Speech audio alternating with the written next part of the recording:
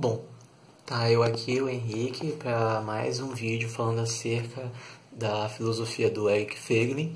Dessa vez eu vou falar sobre a segunda fase dele, que é a fase em que ele adentrou na filosofia da história. E digamos que é a fase que ocupou talvez mais tempo dele.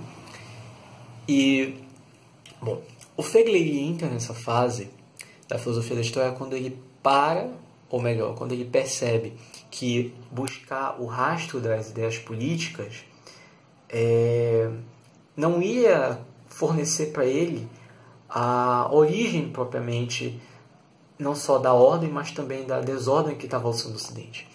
Então, ele também percebe que o importante não é buscar a origem das ideias, mas buscar o rastro das experiências de ordem que foram articuladas por homens, sejam eles filósofos, santos e místicos, ao longo da história.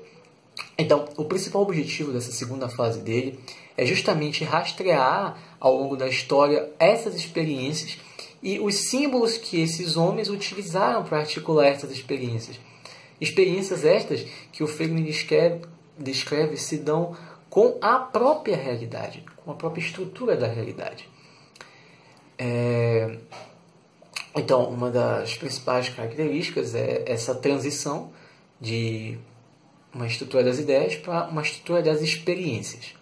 Bom, o principal ponto, um dos principais pontos que eu gostaria de destacar é os tipos de experiência que ele destacou, que os sujeitos ao longo da história tiveram para articular essas experiências de ordem. E essas experiências são a forma noética e a forma pneumática. Bom, a forma noética é a experiência através do nous, da razão. Mas não é a razão iluminista do século XVI, XVII, XVIII, mas sim uma razão do espírito, a razão que o Aristóteles descreveu. Essa experiência da experiência noética, ela se deu principalmente entre os gregos. É o homem buscando o absoluto pela razão, certo? É o homem buscando, através do seu aparato cognitivo, o fundamento último das coisas, a arché, que os gregos tanto falavam. Essa forma, ela se deu na Grécia e ela se deu através da diferenciação dos mitos dos períodos pré-socráticos.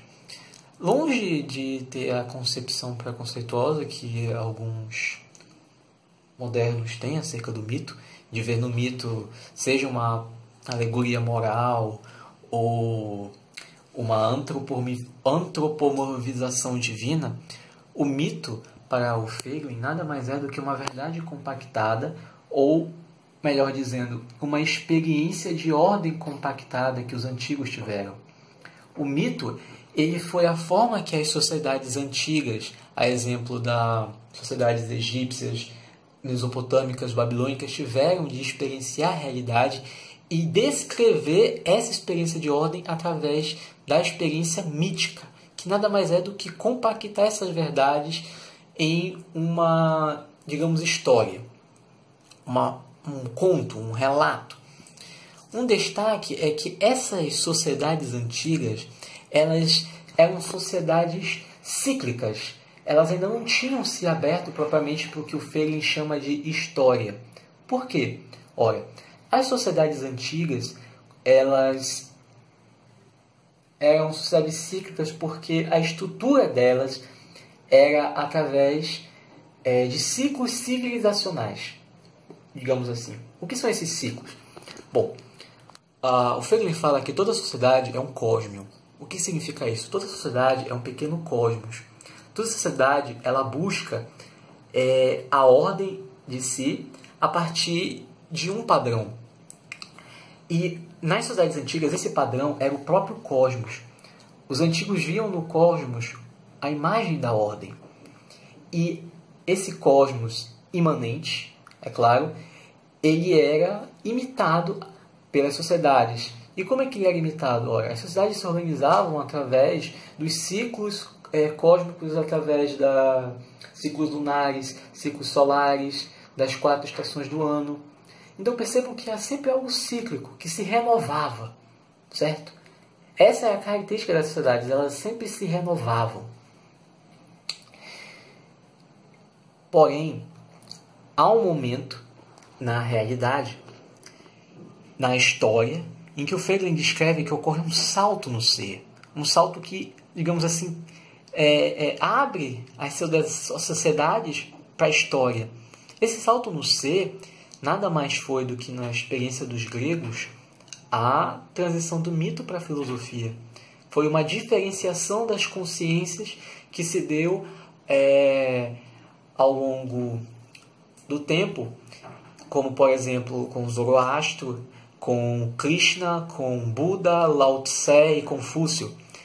Foi uma percepção mais aguçada em que os homens passaram não mais a ver a ordem da sociedade imitada no cosmos, mas eles começaram a ver a imagem da ordem a partir da própria alma humana.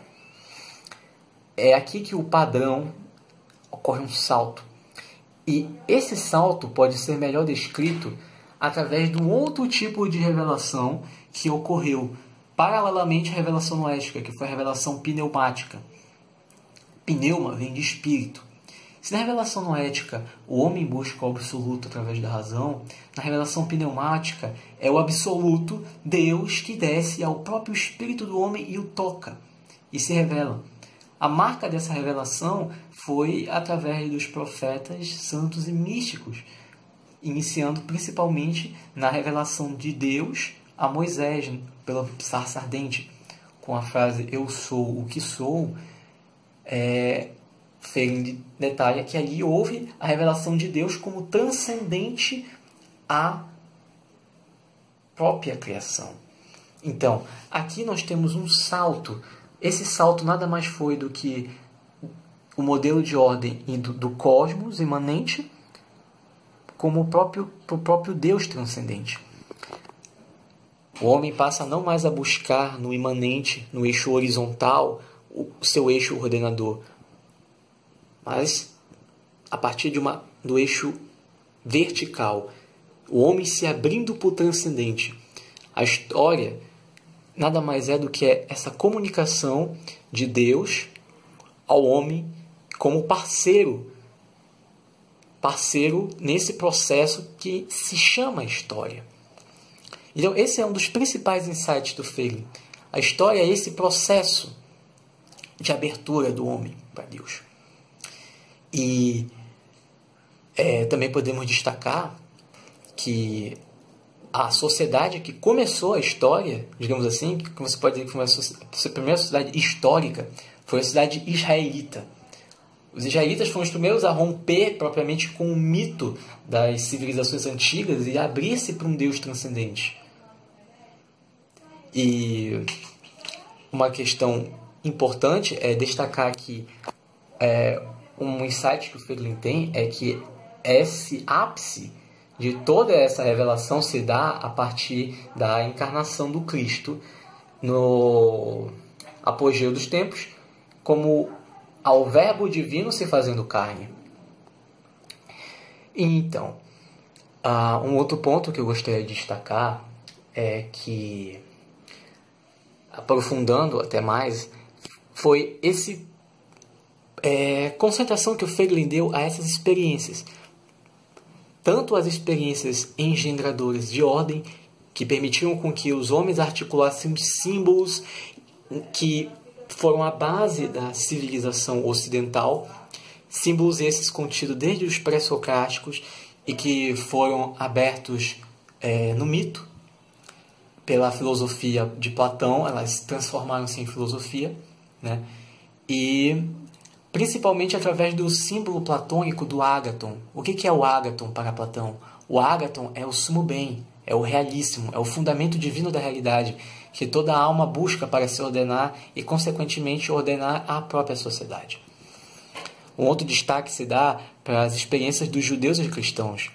A primeira, a revelação mosaica, que é Deus se revelando a Moisés e aos profetas no Monte Sinai, e esse aprofundamento no seu ápice, que é a própria revelação de Cristo aos homens a verdade, logo se encarnando no homem-Deus. Por que essa revelação é o ápice? É porque aqui, como Cristo fala, o reino dos céus está dentro de vós. Na própria alma humana, Deus vem habitar. Porém, o Feiglin também destaca, nesse seu novo insight, aprofunda aquilo que ele concluiu nas filosofias da sua fase anterior. Um dos insights que a gente pode relembrar da sua fase anterior é do gnosticismo. Se o Feiglin conseguiu identificar na sua fase anterior das ideias políticas que as ideologias modernas estavam embasadas no que poderia ser a heresia gnóstica, que surgiu paralelamente ao cristianismo, o Feiglin destaca que o gnosticismo nada mais é do que uma experiência de desordem com a realidade. É uma experiência de recusa de participação na vida humano-divina. É a quebra desse equilíbrio tensional. É a deformação dos símbolos articuladores de ordem e a transformação deles acaba acarretando na construção das ideologias. Então, o que seriam essas experiências desordenadoras? O Feiglin destaca que elas têm origem num conceito que é conhecido como fé metastática. Fé metastática foi o termo que o Feiglin denominou para a atitude de deformar ou transfigurar a realidade através de um ato de fé. Porém, esse ato de fé não é o mesmo fé transcendental num Deus absoluto, mas a fé na própria atitude humana de modificar a realidade por um ato de vontade. Então, aqui, essa fé metastática é aquela base de todo o ativismo político, de que a partir de uma pequena ação isso poderá transfigurar a realidade. Podemos ver isso no nosso tempo, seja através da crença de que a eleição de qualquer homem que seja poderá transformar totalmente a estrutura da realidade do nosso país, ou também que a crença de que por meio de uma revolta trabalhista, por meio da destruição do burguês, o mundo será mais belo, que é a crença marxista. O Feiglin identifica que a fé metastática, ele tirou esse termo, tem até uma certa ironia, da experiência do profeta Isaías com o rei Acabe. Nesse relato, o profeta Isaías diz que o rei não deve lutar contra os inimigos com seu exército e simplesmente acreditar no poder divino, que tudo seria resolvido. Então o Feiglin pega nesse exemplo, apesar de esse exemplo estar contido num contexto profético, ele pega esse exemplo para a atitude que vai se aprofundar nas ideologias modernas. Então vejam, a fé metastática ela vai ser responsável por engendrar o que seria a experiência gnóstica, que já é o início de um fechamento à estrutura da realidade e, consequentemente, uma quebra dessa tensão. Tensão essa que nasce da tensão entre a ordem e a desordem da própria alma. Ora, a filosofia ela nasce a partir da luta contra a desordem. Platão só começou a filosofar porque ele estava tentando articular um padrão ordenador na crise que a polis estava passando. Então, a própria origem da filosofia é um combate contra a desordem. A filosofia nasce em oposição à filodoxia.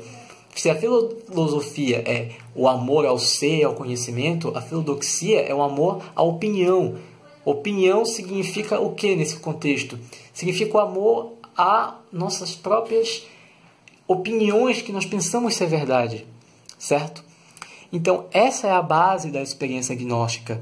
E quando isso se aprofunda na modernidade, ela dá origem às ideologias modernas. Positivismo, marxismo, nazismo, entre outras ideologias que nada mais tentam do que impor uma mudança radical na estrutura da realidade. Seja através da imposição da crença de que o mundo é só matéria, de que há uma recusa das pessoas em participar da vida do espírito, como, por exemplo, o marxismo negando que o homem seja aberto para a vida do espírito, é o ateísmo, é a negação de que haja um ser absoluto, quando isso não é apenas uma matéria de fé, certo? Mas é a própria experiência que o homem tem do absoluto, entre outras, como, por exemplo, a recusa de aceitar a própria estrutura corporal que é dada ao homem, é um dado da realidade. Então, quando vemos homens e mulheres, né, no contexto geral, recusando-se a aceitar aquilo que a própria realidade os dá no seu próprio nascimento, então nós vemos que essa recusa em participar na sua própria existência, na realidade, ela chega ao seu ápice na criação do que o Feiglin denominou de segundas realidades. Esses indivíduos se fecham totalmente à estrutura da realidade como ela é e criam um mundo paralelo dentro de suas mentes. E pior, eles não só criam esse mundo em suas mentes, como tentam impor essa segunda realidade à primeira realidade. Eles confrontam o mundo mental deles com um mundo que é dado. E, recusando-se a participar, recusando-se a aceitar a realidade como ela é, eles tentam transfigurar essa realidade tentando substituí-la. Mas como o próprio Feiglin descreve em certo momento, a verdade do ser, ela não deixa de ser a verdade da existência por causa dessa infantilidade de se rebelar contra a realidade. Ela continua sendo a verdade do ser, continua sendo a verdade da existência. Certo? O que acontece é que esses indivíduos que se recusam a participar, bom, eles têm a liberdade de se recusarem e de viverem em rebelião, mas eles não estarão isentos do julgamento da ordem. Julgamento esse que o Platão ele descreve na obra República com o mito de Er. É o mito em que as almas serão julgadas pelas suas escolhas e que alcança o seu ápice na revelação cristã, quando Cristo fala na parábola do servo bom e do servo mau, daquele que foi fiel ao pouco e daquele que desperdiçou seus talentos, ou daquele que se recusou a reconhecer a verdade da existência. E para esses, o Cristo fala, haverá choro e ranger de dentes. Choro e ranger de dentes que caracterizam o inferno. Mas, ora, não seriam estas próprias ideologias já um prenúncio do que seria o inferno? Do que é o fechamento em si próprio? O fechamento dentro do que esses próprios indivíduos pensam que é a realidade. Essa já é uma própria experiência infernal, que nada mais aprofunda após a morte, quando esses indivíduos são confrontados com a própria estrutura da realidade.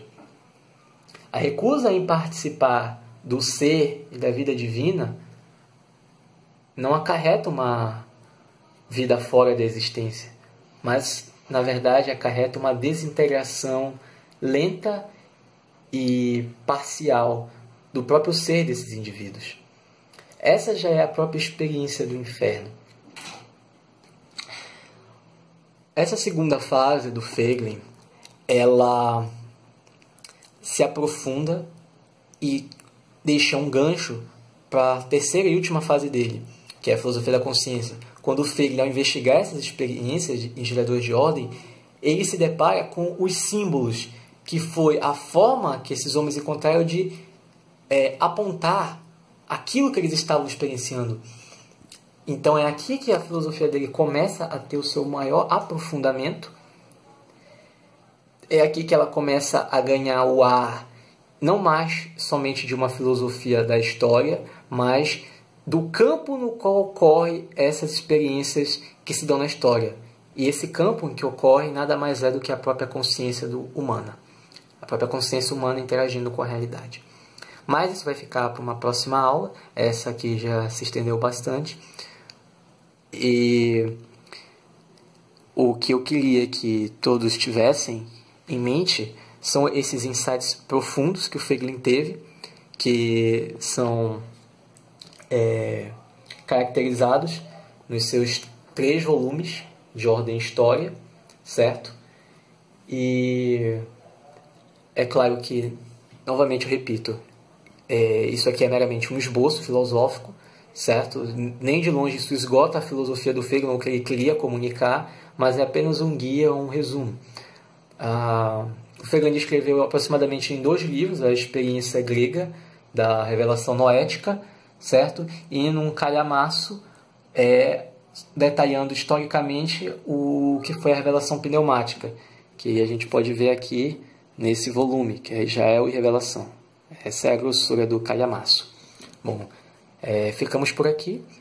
E o principal que eu queria que vocês retessem dessa segunda fase dele a raiz da ordem já não se encontra externamente ao homem no cosmos, mas internamente, no movimento da sua própria alma rumo ao sumo bem, rumo ao fundamento divino da realidade, rumo ao que os cristãos descreveram como o Cristo.